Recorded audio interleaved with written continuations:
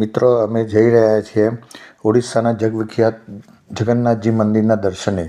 તો આપ પણ અમારી સાથે આ વિડીયો દ્વારા જોડાયેલા રહેશો કે જેમાં કયા રીતે જવું, ક્યાં રોકાવું અને શુદ્ધ શાકાહારી જમવાની વ્યવસ્થા, બધી જ માહિતી અને કેવી રીતે દર્શનનો સરસ રીતે લાભ મળે એની સંપૂર્ણ માહિતી આ વિડીયોમાં અમે આપી રહ્યા છીએ.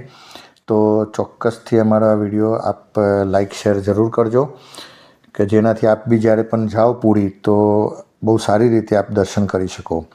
તો સૌથી પહેલાં અમે લોકો અમદાવાદ એરપોર્ટ પર પહોંચ્યા છીએ કે જ્યાં ટ્રેનની ફર્સ્ટ ક્લાસની ટિકિટ અને જો એકાદ મહિના પહેલાં જો તમે બુક કરો છો એરફેર તો લગભગ એર ટિકિટ બંને સિમિલર હોતી હોય છે.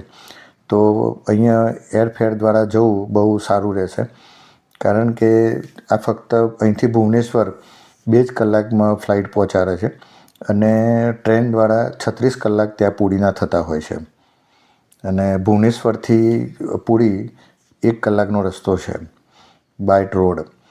એટલે આ ટ્રીપની મજા લેવી હોય તો હું માનું છું ત્યાં સુધી એરફેરમાં ખૂબ મજા આવશે અને તમારો સમય પણ ઘણો બચી જશે. એટલે અમે લોકો બસ અત્યારે અમદાવાદથી ઉડાન ભરી છે અને ઘણા બધા નવા પ્લેનની અંદર મિત્રો અને કોન્ટેક્ટ્સ નવા બનાવતા અમે લોકો 2 કલાકની મુસાફરી દરમિયાન ખૂબ મજા કરતાં ભુવનેશ્વર હવે ઉતર્યા છીએ. ભુવનેશ્વરમાં રોકાવા માટે નિયર હોટલ છે એરપોર્ટની નજીક પ્રિયા. બહુ સારી હોટલ છે. ત્યાંનું ફૂડ બી ત્યાંનું લોકલ ફૂડ બહુ એન્જોય કર્યું અને સવારે અમે હોટલ પરથી નીકળ્યા છીએ. લિંગરાજ ટેમ્પલ છે ભુવનેશ્વરનું. લિંગરાજ ટેમ્પલ અવશ્ય તમે ક્યારે પણ જાઓ તો અવશ્ય જજો.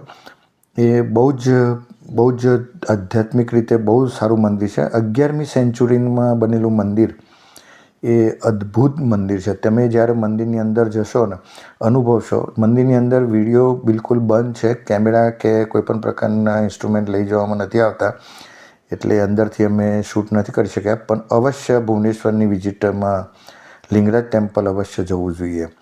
અને બીજું છે ધૂલી પ્લેસ કે જ્યાં બુદ્ધ ટેમ્પલ આવેલું છે. ભુવનેશ્વરની અંદર આ ધૂલી બુદ્ધા ટેમ્પલ એક બહુ સારું ટેમ્પલ છે, જ્યાં તમને એટલી બધી શાંતિ અને એટલી બધી નેચર, ગ્રીનરી, એટલી બધી મજા આવે છે મિત્રો કે પૂછો મત. ત્યાં તમે જેટલો બી સમય લઈને જશો ને, હાઈટ ઉપર છે, ડુંગર પર છે, પણ ત્યાંથી પૂરું ભુવનેશ્વરનો તમે એરિયા તમે જોઈ શકો છો. હવે અમે લોકલ ટ્રાન્સપોર્ટ દ્વારા પુરી જઈ રહ્યા છીએ.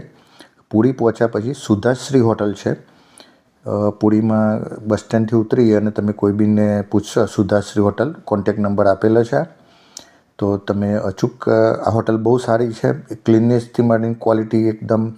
તો અમે 3 નાઇટ રોકાવાનો પ્લાન કર્યો છે અહીંયા. 3 નાઇટ માટે આ રૂમ બુક કર્યો છે અમે. તો નાઇટ રોકાઈને સવારે અમે અર્લી મોર્નિંગ અહીંયા એક ગોલ્ડન સેન્ડ બીચ છે ત્યાં અમે પહોંચ્યા છીએ. ત્યાં આગળ ઈ રિક્ષા બહુ મળી રહે છે લોકલ ટ્રાન્સપોર્ટેશન માટે, તો તમે ઈ રિક્ષા જ કરજો. ત્યાં ₹100, ક્યાંય પણ જવા માટે ઈ રિક્ષામાં ₹100 છે. અહીંયા જગન્નાથજી ભગવાનના દર્શન પુરીમાં કરવા એ બહુ અગત્યનો અને બહુ સારો લાવો છે. એની સાથે સાથે પુરીના બીચ ઉપર પણ જવું ને એ પણ એટલો જ લાવો છે એમ. પુરીના બીચ એટલા સુંદર અને સ્વચ્છ છે. ત્યાં આગળ બાજુમાં જ આવેલું BAPS સ્વામિનારાયણ મંદિર છે સિટી રોડ પર. ત્યાં આગળ તમને ગુજરાતી ભોજનની ખૂબ સારી વ્યવસ્થા મળી રહેશે. અને અમે લોકો ત્યાં ભોજન પતાવી અને નીકળ્યા કોણાર્ક. કોણાર્ક પહોંચ્યા તો ત્યાં આગળ આ લોકલ માર્કેટ છે. લોકલ માર્કેટમાં બહુ બધી પ્રોડક્ટ્સ તમને જોવા મળશે અવનવી, અને ત્યાં તમને ખરીદી પણ કરી શકો છો બહુ સરસ રીતે.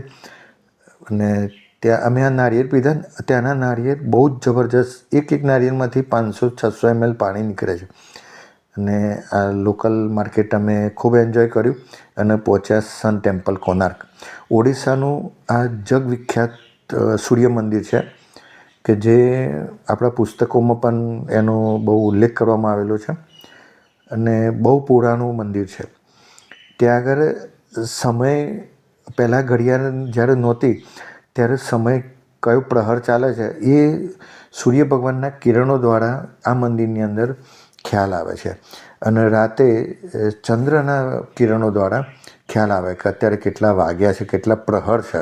એ વખતે વાગ્યા તો ઘડિયાળ નહોતી, એટલે પ્રહર ઉપર એ આ બહુ સારું એમાં વર્ણન કરવામાં આવેલું છે.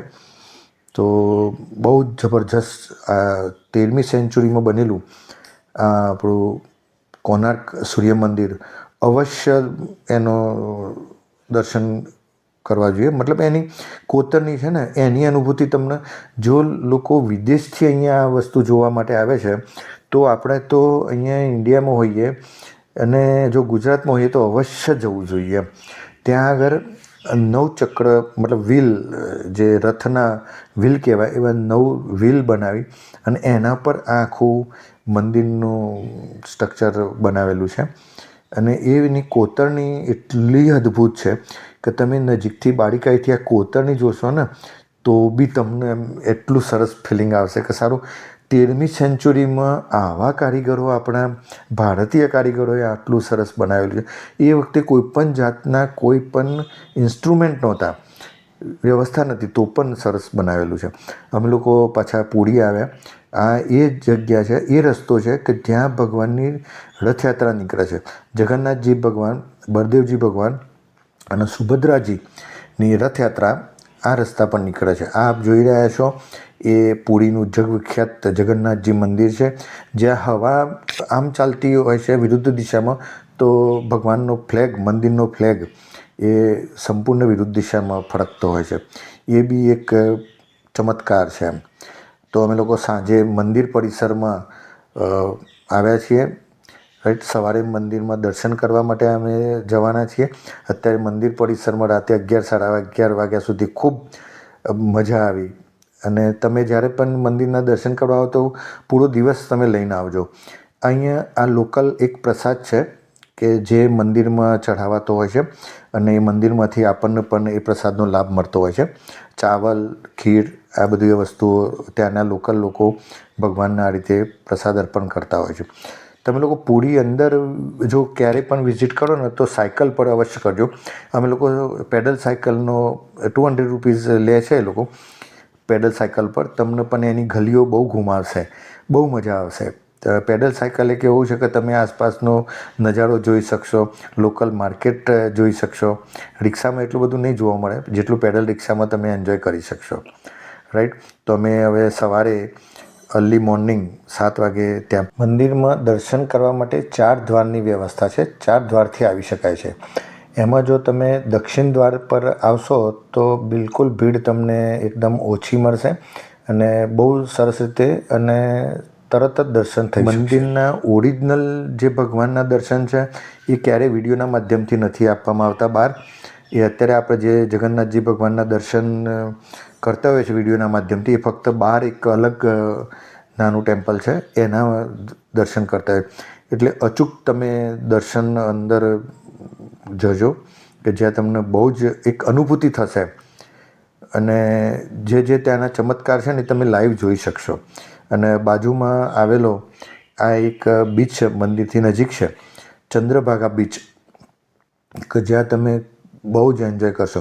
આ બીચ એવો છે કે તમારે આખો દિવસ બી ક્યાં જતો રહેશે ને એ ખબર નહીં પડે અને બહુ જ પબ્લિક ત્યાં આગળ એન્જોય કરે છે. તો બસ આ બીચને અમે પૂરી ખૂબ એન્જોય કર્યા પછી અમે લોકો જઈ રહ્યા છીએ સાક્ષી ગોપાલ ટેમ્પલ. આ બધી જ મુસાફરી અમે લોકોએ ત્યાંની લોકલ ગવર્મેન્ટની AC બસો ચાલે છે એની અંદર જ કરી છે. એટલે એ બી આપ જરા જોજો. અને આ સાક્ષી ગોપાલ ટેમ્પલ છે કે જ્યાં જગન્નાથજી ભગવાનના દર્શન કર્યા પછી એક સાક્ષી તરીકે તમારે અહીંયા દર્શન કરવાના હોય છે, કે જ્યાં તમારી બધી ડિટેલ લેવામાં આવે છે. તમારા દાદાનું નામ, દાદીનું નામ, નાના નાની બધાનું નામ અહીંયા મંદિરના એક બહુ જૂના ચોપડાઓ છે એની અંદર નોંધ કરવામાં આવે છે. એટલે એ બી તમારી એક સાક્ષી તરીકેનું એક થાય છે. અને મંદિર બી બહુ સારું છે. એ ભુવનેશ્વર પહોંચતા રસ્તામાં આવે છે. અને આ રીતે અમે અમારો ટ્રીપ કમ્પ્લીટ કરી અને રિટર્ન ભુવનેશ્વર એરપોર્ટ પર પહોંચ્યા છીએ. અને ટ્રીપનો ખરેખર બહુ મજા આવી. રાઈટ, બધા કોન્ટેક્ટ્સ આપેલા છે, આપ બી એન્જોય કરજો. જય જગન્નાથ.